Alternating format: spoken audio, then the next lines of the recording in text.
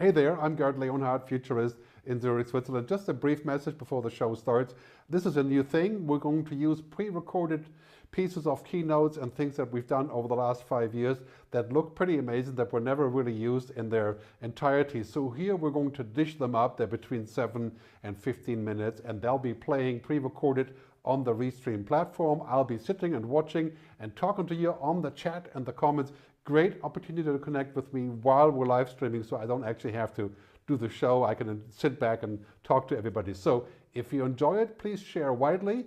Visit my website at futuristgerd.com, and I hope you enjoy the show. So let's talk about the future of work and what all the tech means in our future and what's happening to routine. The core theme is that routine as we know it will be done by machines. It's the end of routine. Anything that can be automated, digitized, virtualized, robotized, cognified, mega shifts, right, will be. That's the end of routine. But you'd be surprised, how many things that we think of as routine, like translating, turns out not to be entirely routine, just a little chunk of it. And the Oxford report 5 years ago said that many jobs can be automated, 40–60% of them, depending on the country and the profession. And then a new report came out by McKinsey saying that from those 60%, maybe only 5% can be completely automated. So think of call centers, think of driving, think of flying an airplane. Anything that's routine, machines will learn, and then we can give that to the machine in a safe way. But when you drive a car, there's many pieces that can't be automated, including ethical decisions, including issues of free will. And of course, those are kind of difficult angles to predict, and machines don't know that because they're binary, right? But basically what's happening here is that we have to ask how much of my work or your work is routine. And whatever that routine is, we should outsource it and let a machine do it, like I do now for research, right? Or transcribing and things like that. And machines are going to be very powerful. If you're a lawyer, your paralegal will be a bot. And yes, it will not be able to do, or she will not be able to, or it will not be able to do everything your other paralegals did or do. And there won't be much displacement in the sense that it will just take the job away. But on the lowest level, like calling a call center with your P&R, your code, and to change a booking, right? Yeah, a machine can do that, and this is happening all around us, and we should be aware of this, and we should embrace it by also making some of the benefits of that automation available to those who look to upgrade. This is, of course, a big social debate. When the routine is being automated, how do we retrain people? How do we give them enough resilience and agility to upskill and to see all the things that they could be doing? I mean, the world clearly is changing so fast, not again because of the COVID crisis, but before that, machines will do the routine work. This is a 2-year-old chart. I show it by purpose from the World Economic Forum and The Economist, how much more work will be done by machines. And do we have to fear that? This is an important question. That's why the next slide is more on the positive side, again from The Economist. Non-routine cognitive work is arising, and this was years ago already, and we have to get a new slide on this, but I'm sure it's the same direction. And non-routine manual work is increasing. And those are the jobs our kids will be doing. Those are the jobs that I want to do, the non-routine work. Because let's face it, who likes routine? Well, there are some jobs that you may like as routine because they're comforting, right? But can we leave them behind? Like, take the example of car maintenance, car repairs. If your car is electric and it's self-driving and it's smart, can you just put it in a box and the robots come and they do what they have to do? Very likely. 100%, not very likely, but still, a substantial amount of that work is going to be done by machines, by remote sensoring systems and all that kind of stuff. So it's about moving up the scale if you're a car mechanic, right? A transportation mechanic, you could say, or transportation engineer in the future. And non-routine work is the future. And you can see that also in this spread here of the skills quite clearly. What's on top in the magic quadrant here on the top right, leadership, advanced IT, creativity, project management, critical thinking, right? And on this stuff, this is a mix of technology and personality skills. And it's going to mean that we're moving up and leaving that other stuff down here, gross motor skills, basic literacy, equipment operation. The machines can learn that, they can do it. Does that mean we're going to lose our job? Well, we're going to lose the jobs that are 100% routine, out of which there aren't that many. Like, for example, mining operating equipment, right? And fact-checking and things like that. But, you know, we're perfectly capable of moving up the food chain.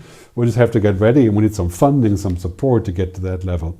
So, as I was saying earlier, much has been made about the idea of the useless humans, because anything that can be automated will be. It doesn't make us useless. It makes our routines useless. We're going to give up our routine tasks. And even that, some of them we can't and we don't want to, and that should also be okay. Well, we're not useless because we have smart machines or automation. In fact, anything that cannot be automated, digitized, automated, virtualized, robotized, becomes even more valuable. For example, what I call the androrhythms, the human-only skills. Imagination, ethics, emotions, compassion, mystery, values, consciousness. I mean, try to explain that to a machine. Is it possible? Yes. Eventually we can get machines to understand that and can simulate it. But that's a long way off. It's probably not going to be our goal. As I said earlier, it's about being able to do stuff, right? It's about competence, not about consciousness. So we're going to become more valuable because we have consciousness. We have human agency. We have what makes us human inherently. And we have that without doing anything for it, really. We can just do it. We can further it, we can further our imagination, let it out. Right? Einstein once said imagination is more important than knowledge. Of course, him being Einstein, of course, that is quite a daring thing to say, but think of that as a future path, the direction that we're going, something that we really have to pursue also in our educational systems. Take GPT-3, the pre-trained transformer 3. It's an AI module. It's an AI app, you could say, right? That basically allows you to type in text or speak it and then give a command to create something like an app or JavaScript or a CSS script or whatever thing that humans used to do, like here, a photo app. And the machine can create it because it knows the process of creating from what it has learned before. And this could be a great sort of pre-stage for things to be created for demo purposes, like 3D printing does the same thing. It prints a demo stage of the vehicle, and finally, of course, even the vehicle. But we can use AI for all these things, and that's going to make programming on the lowest possible level, yeah, that's going to make it superfluous. And does it mean that programmers will go away? No. It just means they're going to move up the food chain to a higher level of engagement. It is not the end of the routine that's the problem. It's not the end of the routine that's going to spell the end of human work. It's the fact that we're not ready to move up, and that we're stuck with our assumptions about what we should be doing. And of course that the result of productivity is given to the wrong people, which is the owners of the tools. Right? The results of productivity gains has to be given to the workers, to the large amount of people, you know, the larger crowd that's out there waiting to upscale and to continue lifelong learning. That's of course a policy decision. So in this future, we're clearly going to see machines that can kind of pretend to have a heart, right, and to think. And that's probably okay once we realize, of course, how ridiculous that concept is of a machine. As Luciano Foridi at Oxford says, who's a great thinker on AI and ethics, algorithms outperform human intelligence when it is not about understanding emotions, intentions, interpretations, consciousness, semantics. That we should print out and put on the wall. Right? This is where AI comes in. This is where intelligent assistance thrives, right? Where it's not about those things. And the things that are about those things, like making legal decisions, making relationship decisions, making justice decrees, coming up with laws, you know, we should keep that in the human domain. We should keep the human in the game. Right? We should make sure that humans are always in the loop when it matters. And of course the details of that remain to be figured out, because there's lots and lots of like, yes, this is okay and that is not okay. It's not a black or white scenario. So we may see a future where a machine would be suggesting things to us like this. And you can only laugh at this point, because most of those recommendations are utterly useless or utterly obvious or both. They're going to get better and we're going to start finding them useful. And then we have to remain open to critique, to questions, and to question if this is the right thing and to find bias and get rid of it. But the stats are really quite clear. Automation is happening across the board, and look at the jobs that are 60, 50% like to be automated: food preparation, constructions, cleaning, driving, agricultural labor. Well, it's the obvious list. Look at the bottom of the list, teaching, right? That is very hard to automate. Upper management, politics, healthcare, science. There'll be lots of automation there, but again, the key is don't worry about the routines. Right? Worry about what you can be, worry about your potential as a human, and work on your algorithms, your understanding, your perception, your uniqueness. That is the quest of automation. As machines are being automated and they will take over most of that stuff, it is the human-only attributes. Human-only for the time being, next 20 or 30 years, let's say 2050, understanding, right? Emotions, imagination, intuition, gut feelings. I mean, this is how we run our lives. We don't run our lives by running it through a search engine. Those things become invaluable, and they're really important for us as we're moving into that world of, again, moving up the food chain and defining new work. I mean, it's quite clear 50% of jobs in 2030 will probably be completely reinvented, don't even exist today. And they will not be in an office. They may not actually be in a company. They may be gig economy, freelance economy, working in the cloud. And we have to think about that, especially when you have kids. What are you going to teach your kids? Well, you're going to teach them to be better human. And to teach them to be more human, not less, because that is the skill we need. We don't need skills of the past. If you work like a robot, the robots will take your job. And if you learn like a robot, you'll never have a job. And if you're a teacher, if you teach like a robot, you teach your kids and your students that they will never ever need a job or have a job or look for a job because they won't have the skills. They won't have the character. And that's what automation tells us is our future. Take the example of Credit Suisse and the customer service desk. Amelia, I mentioned her earlier before. The automation that happens here is very trivial, again, like opening the account, looking for balances, doing a simple transaction, right?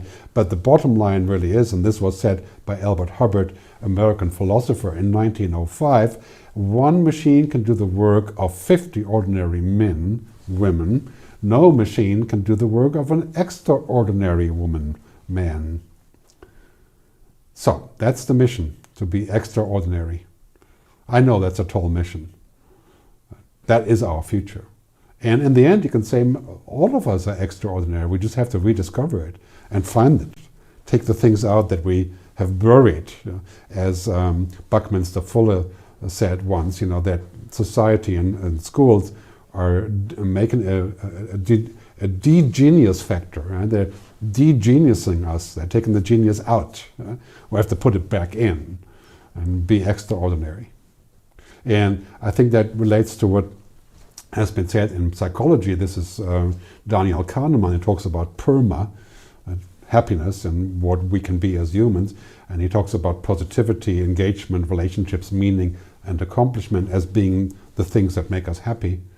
And this is what makes us extraordinary in our work, whether it is programming or teaching or speaking, right?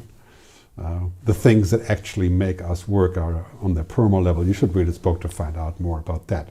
And so how could AI change what we do and what the job market is? Well, looking at it right here, it's the jobs that are more human, health, scientific, technical, communications, that are going to blossom. The other ones will shrink, and there'll be new jobs there as well. But conventional jobs in manufacturing, transportation will shrink. And that is clearly a warning sign also for us to say, what can we move up and to create new jobs that are more on that upper part of this pyramid, and think about where AI is going to take us. Our ultimate job, teaching, not teaching, our ultimate job is to teach ourselves to be more human. And the ultimate job is to be more human. That is the ultimate destination. Many people have described as the Star Trek society. But this is where we are going, and this is why it's important that we invest equally in humanity than we invest in technology. And that goes for educational systems, it goes for grants and subsidies and support. Invest the same in humanity than we invest in technology. So it is the interplay of algorithms, the human-only things, and algorithms that is going to be our future. Awesome humans on top of amazing technology, not either or. The things that make us human are pretty much unreachable for AI, for intelligent systems, for robots. They can't be simulated, but they can't be lived. They don't exist. So when we look at the human-only things that we have all around us, can we put them together with technology and create a powerful package? Well, this is, in my view, clearly where we are going. And this is where education has to focus both on scientific and technical, but also on humanistic aspects, imagination, emotions, art, design, understanding, putting those topics back onto the agenda. I think that's going to be crucial for most of our educational institutions. So that concludes one of my live pre-recorded speeches that I'm sharing from a vast archive that I've done in the last 5 years. And this is stuff where I can chat with you and actually have interaction as we had before. Really appreciate you being here. If you like the show, please share it widely on social media and whatever other media you can find. If you're interested in my work, go to futuristgerd, Gerd.com, and check me out on Twitter, G. Leonhard. And thanks very much for being here. Thanks for your interest. And keep in mind,